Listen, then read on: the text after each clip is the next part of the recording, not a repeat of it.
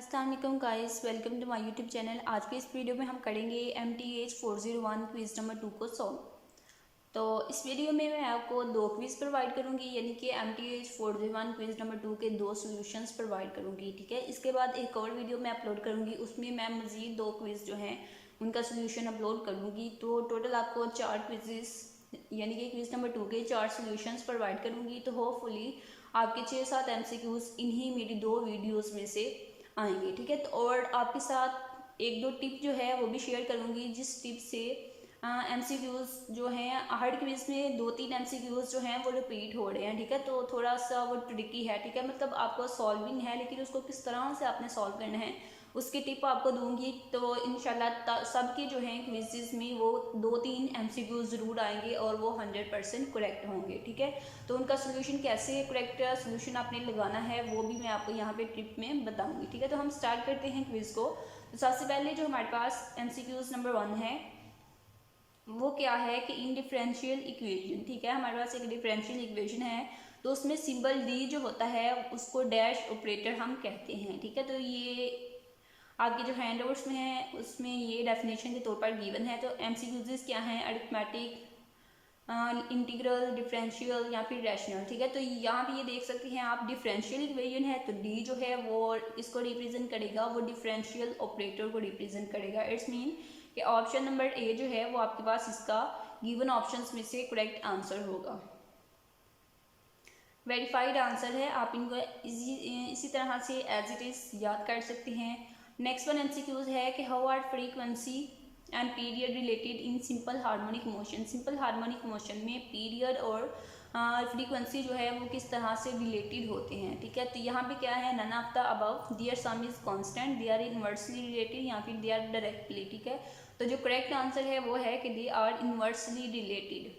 ठीक है, फ्रीक्वेंसी जो है, फ्रीक्वेंसी और पीरियड जो है वो सिंपल हार्मोनिक मोशन में इनवर्सली रिलेटेड होते हैं। ऑप्शन नंबर सी जो है वो करेक्ट है। नेक्स्ट वन MCQs नंबर 3 है द रूट ऑफ अलेक्सरी इक्वेशन। ठीक है, अलेक्सरी इक्वेशन जो है ये हमारे पास अलेक्सरी इक्वेशन, हम इसी इक्वेशन को कहते हैं। ठीक है, तो इसके हमने रूट्स बताने हैं फॉर डिफरेंशियल इक्वेशन, इस इक्वेशन के लिए। तो इसके जो रूट्स हैं उसके लिए आपको एक फार्मूला आपने पहले पढ़ा होगा किसी क्लास में। ठीक है, किसी सब्जेक्ट में, मैथ के किसी सब्जेक्ट में। वो क्या था कि A इक्वल है, फार्मूला क्या होता था कि इक्वल जमा माइनस बी, ठीक है, फिर माइनस बी जमा minus under root b square minus 4AC divided by 2A। ठीक है, तो यहाँ पे आपने क्या देखना है, तो आपके पास फार्मूले में क्या होता है, माइनस बी जमा माइनस, यानी कि एक माइनस में एक जमा में, तो वो दोनों जो है वो क्या होंगे, वो अलेक्सरी की इक्वेशन के रूट होंगे। तो अब यहाँ पे ये देखें, स्टार्टिंग में माइनस बी है और फिर माइनस है और फिर यहाँ पे माइनस बी है और प्लस है, यानी कि जमा और माइनस दोनों आ गए। तो ये हमारे पास इसका करेक्ट आंसर क्या होगा, 2 and 1। तो यहाँ पे हमें गिवन है ऑप्शन बोथ 1 and 2। तो यहाँ पे ये देखिए 1 and 2। तो ऑप्शन नंबर 4 जो है वो आपके पास गिवन ऑप्शंस में से करेक्ट आंसर है। नेक्स्ट वन MCQs है कि the differential operator D possesses the dash property. तो ये जो डी है ये कौन सी प्रॉपर्टी को पोसेस कर रहा है। ठीक है, नॉन लीनियरिटी, क्लोजर, लीनियरिटी या फिर इनवर्स। तो ये प्रॉपर्टी है लीनियरिटी की, यानी कि ऑप्शन नंबर सी जो है वो आपके पास इसका गिवन ऑप्शंस में से करेक्ट आंसर है।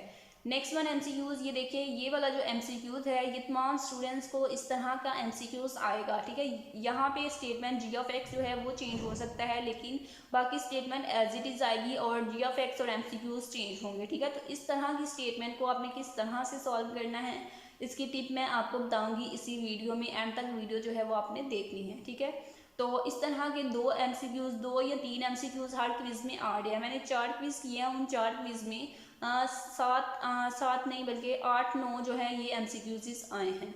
तो इसकी टिप मैं आपको बताऊंगी। ठीक है, अभी आप लोग भी गिनिएगा कि ये कितने MCQs आ रहे हैं। तो इस MCQs का जो करेक्ट ऑप्शन होगा, ठीक है, हमने क्या करना है, ये जो g(x) है इसकी हमने पर्टिकुलर सोल्यूशन जो है वो हमने बताना है। तो पर्टिकुलर सोल्यूशन जो है इस sin 4x के लिए हमारे पास होगा ये वाला, ऑप्शन नंबर ए जो है इसका करेक्ट ऑप्शन होगा। और किस तरह से होगा, कैसे मैंने इसका आंसर वेरीफाई किया है, आप किस तरह से वेरीफाई कर सकते हैं, ये हम जब टिप देखेंगे तो उसमें आपको पता चल जाएगा, बहुत ही ईजी है। नेक्स्ट वन एमसीक्यूज है कि एनहिलेटर ऑपरेटर, ठीक है, ये जो है ये भी हर स्टूडेंट को क्विज में पूछा जा रहा है, एक दो तो ये एमसीक्यूज भी एनहिलेटर ऑपरेटर का भी आ रहा है, ठीक है। तो ये आपने किस तरह से फाइंड करना है, जो भी आपके पास फंक्शन होगा उसका आप क्या करेंगे, उसको डी में ऐड कर देंगे, ठीक है। यहाँ पे 3 है तो d+3 जो है ये आपके पास आंसर होगा, ठीक है। ऑप्शन नंबर ए जो है इसका भी करेक्ट आंसर होगा। नेक्स्ट वन ये एमसीक्यूज है, तो ये क्या है कि इसकी भी हमने, ये हमारे पास ये जो इक्वल के दूसरी साइड पे इक्वेशन है, इसका हमने पर्टिकुलर सोल्यूशन yp बताना है।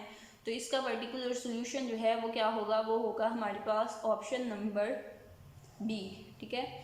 2 जो है वो ए है, 3 जो है वो बी है और ये 6 जो है ये सी है। तो बस ए बी सी यहाँ पे लगाएंगे तो ये हमारे पास आंसर नंबर 2 जो है एमसीक्यूज नंबर वो करेक्ट आंसर होगा। नेक्स्ट वन एमसीक्यूज है कि periodic time is given by, तो पीरियोडिक टाइम जो है उसका फार्मूला आपको हैंडवर्ड्स में गिवन होगा।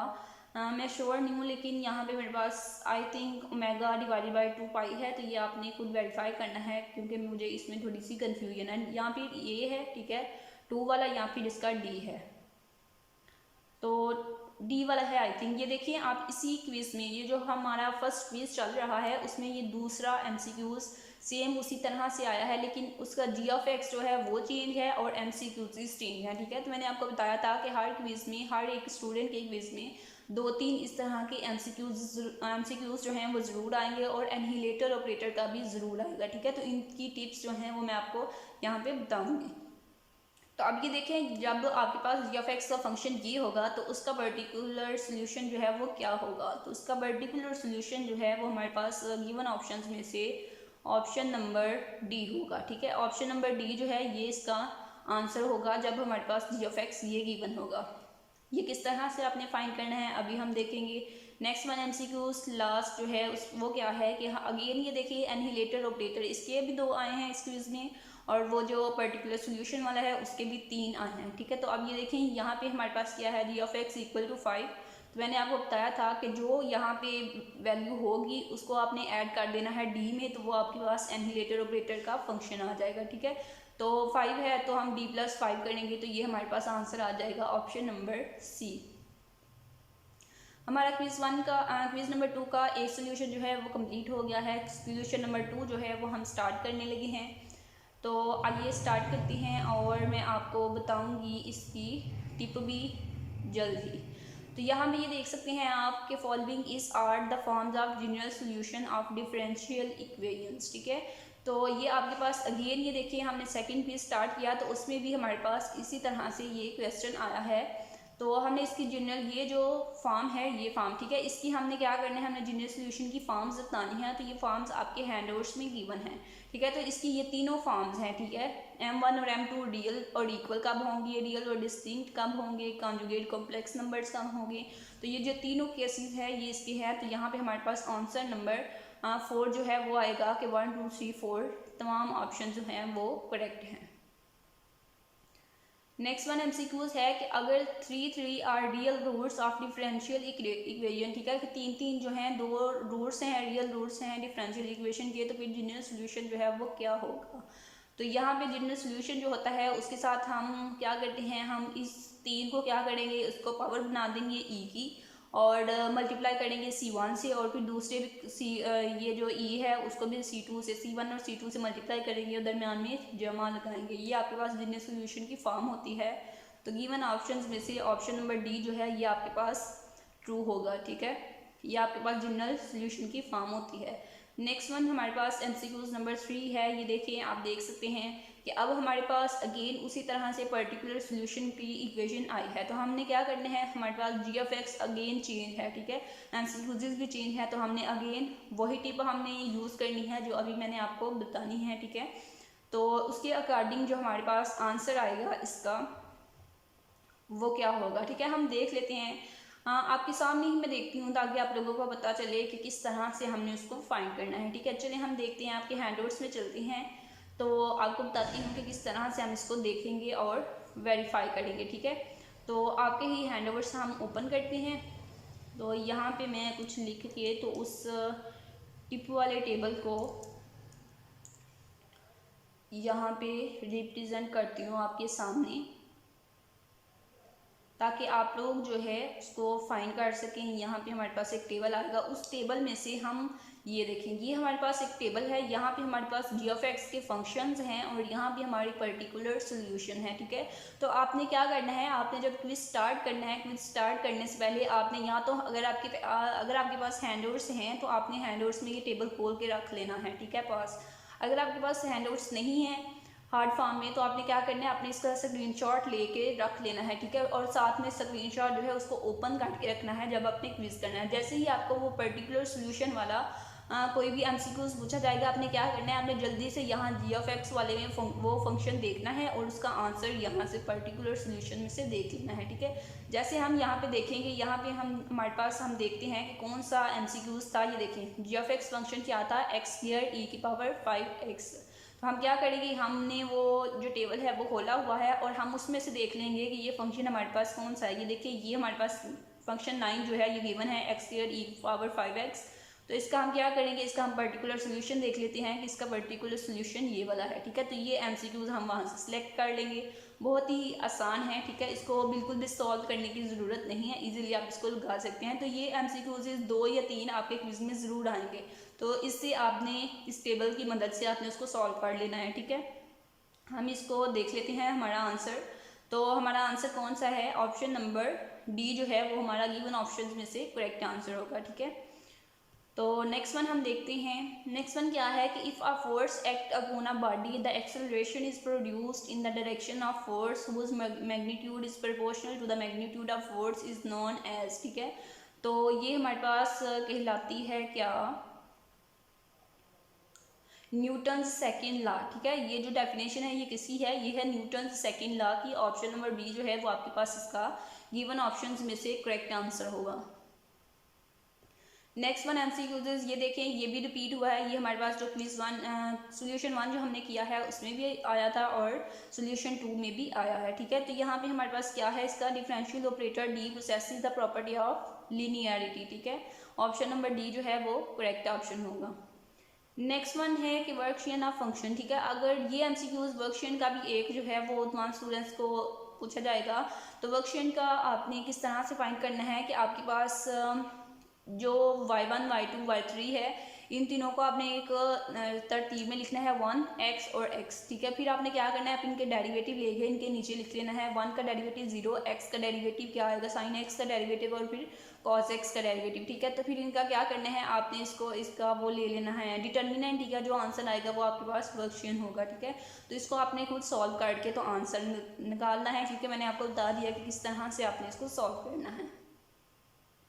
नेक्स्ट वन क्या है कि variation of parameters consist of finding a function u of x such that particular solution are dash solution of non homogeneous differential equation. ठीक है, तो यहाँ पे हमारे पास जो करेक्ट सोल्यूशन होगा, ये जो हम वेरिएशन ऑफ पैरामीटर्स इसको हम यूज़ करते हैं कौन सा सोल्यूशन फाइंड करने के लिए, पर्टिकुलर सोल्यूशन, यानी कि ऑप्शन नंबर डी जो है वो आपके पास गिवन ऑप्शन में से करेक्ट आंसर होगा। यहाँ पे आप देख सकते हैं अगेन हमारे पास उसी टेबल में से ये एमसीक्यूज आया है, इसको भी हम 1 मिनट में सॉल्व कर सकते हैं उस टेबल की मदद से। ठीक है, तो यहाँ पे आपने इसका फंक्शन देखना है जी ऑफ एक्स और इसका आंसर हमने देखना है वहाँ टेबल से, तो वहाँ पे आंसर जो है वो गिवन है ऑप्शन नंबर डी।